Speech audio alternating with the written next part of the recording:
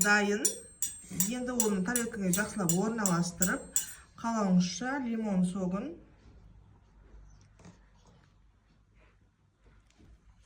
және жаңғақ сүйіп шығамыз.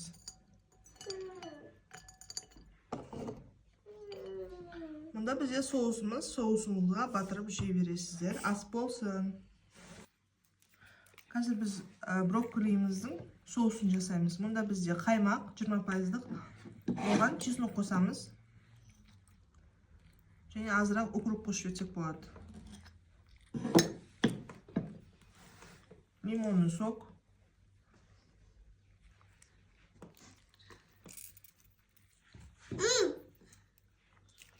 Және азырақ тахини қосып жібереміз.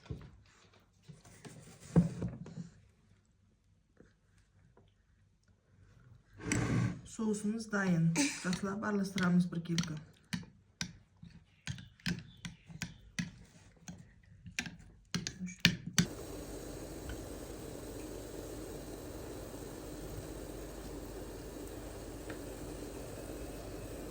Осында лимонды суға 1-2 минут қайнатып аламыз брокколиді.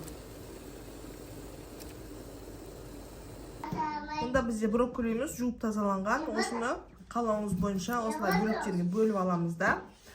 Ыстық қайнаған суға 2 минутқа қайнатып аламыз. Болғаннан кейін мынаған сүземіз. Артық су алу керек. Артық су аққаннан кейін ыдысқа саламыз. Брокколимізді мариновка жасаймыз. Ол үшін онда оливковое масло. Оливковое масломызға тұз қосамыз. Дәміне қарай бұрыш қосамыз.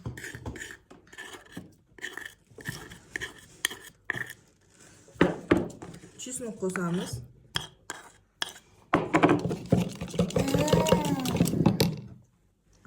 Қосып жүреміз.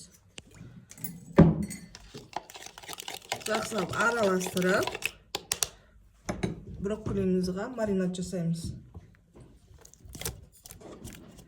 Жақсылап араластырып, біркелкі қазір қызып тұрған гриль сковородка болмаса, сковородкада қуырып аламыз. Екі шетін қуырып аламыз.